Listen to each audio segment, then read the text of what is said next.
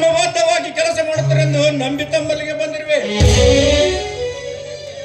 ಇದಕ್ಕೆ ಪರಿಹಾರ ಏನಿದೆ ನಾನು ದೊರಕಿಸಿಕೊಟ್ಟಿರುವ. ಇದರ ಬಗ್ಗೆ ನೀನೇನು ಚಿಂತಿಸಬೇಡ.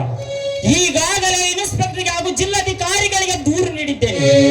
ಅಲ್ಲದೆ ಆ ಗೂಡಿಗೆ ಬೆಂಕಿ ಇಟ್ಟ ವ್ಯಕ್ತಿ ಯಾರೇ ಇದ್ದರೂ ಹಿಡಿದು ಬಂಧಿಸಿ ತನ್ನಿರೆಂದು ಆ ಎಸ್ಪರ್ಗೆ ಕೂಡ ಕಿವಿಗೆ ಮುಟ್ಟಿಸಿದ್ದೇನೆ.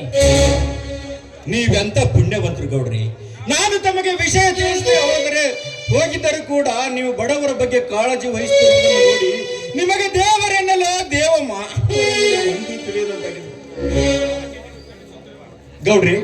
ಬಡವರ ಬಗ್ಗೆ ನೀವು ಶ್ರಮಿಸುತ್ತಿರುವುದನ್ನು ನೋಡಿದರೆ ಆ ಭಗವಂತ ನಿಮ್ಮನ್ನು ಸದಾ ಕಾಪಾಡಲೆಂದು ಬೇಡಿಕೊಳ್ಳುತ್ತೇನೆ.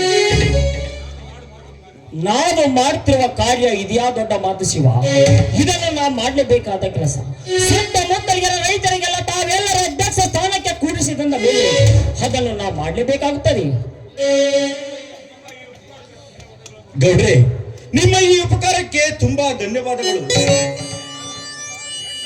ಗೌಡ್ರೆ, 8,000 ಬೆಲೆ ಬಾಳುವ ಜೋಳದ ಗೂಡು ಸುಟ್ಟು ಕಷ್ಟದಲ್ಲಿ ಕೈ ತೊಳೆಯುತ್ತಿದ್ದರೂ ಕೂಡ ಮಾತನ್ನು ಕೇಳಿ ಹೃದಯದಲ್ಲಿ ಸಂತೋಷದ ಸಾಗರವೇ ಮುಖ್ಯ ಹರಿದಂತಾಗುತ್ತಿದೆ.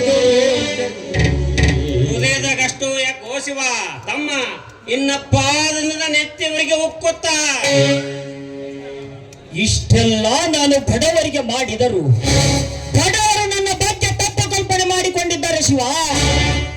ಬಡವರಿಗೆ ಬೆಲೆ ಇಲ್ಲದ ಈ ಸಮಾಜಕ್ಕೆ ಎಲೆಗಟ್ಟು ನಿಂತು ಹಿಂದಿದ್ದ ಬಡವ ಮುಂದೆ ಬರಲೆಂದು ನಾನು ಸರ್ಕಾರಕ್ಕೆ ಹೋರಾಡಿದರೆ ಈ ಜನ ನನಗೆ ಮಾತಾಡಲಿಕ್ಕೆ ಬರ್ತಾರೆ.